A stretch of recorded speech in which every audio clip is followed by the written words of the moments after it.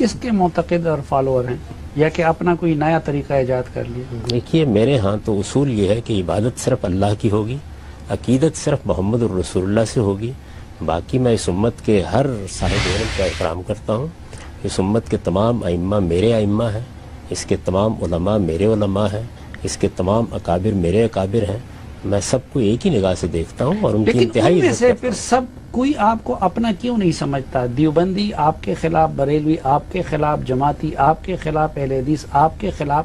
اگر آپ ان کو اپنا مانتے ہیں، وہ پھر آپ کو کیوں نہیں مانتے اپنا؟ یہ سوال آپ کو ان سے کرنا چاہیے.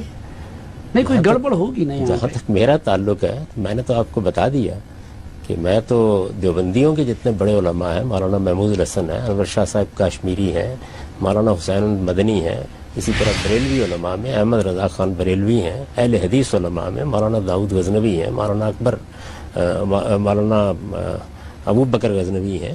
اسی طریقے سے مولانا سید ابواللہ صاحب مودودی تو میرے ممدوح و مخدوم ہیں. میں ان سب کی یکساں عزت کرتا ہوں، بہت احترام کرتا ہوں ان سب. لیکن وہ کہتے ہیں کہ ہم ان کی عزت اس لیے نہیں کر سکتے کہ یہ دین میں نئی نئی باتیں نکالتا ہے، سلف کی رائے سے اختلاف کرتا ہے اور ناجائز چیزوں کو جائز قرار دیتا ہے. ضرور مجھے بتائیے کہ کون سی ناجائز چیز ہے؟ اس کو میں نے جائز قرار دے دیا ہے.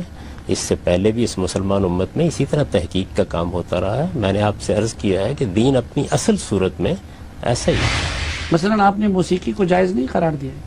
میں نے یہ بتایا ہے کہ موسیقی کے اس معاملے میں روایات کو سمجھنے میں غلطی ہوئی ہے. یہ بتایا ہے کہ اس سے پہلے بہت سے جلیل القدر اہل علم یہ تنقید کر کے بتا چکے ہیں کہ اس میں صحت کے ساتھ کوئی چیز نقل نہیں ہوئی.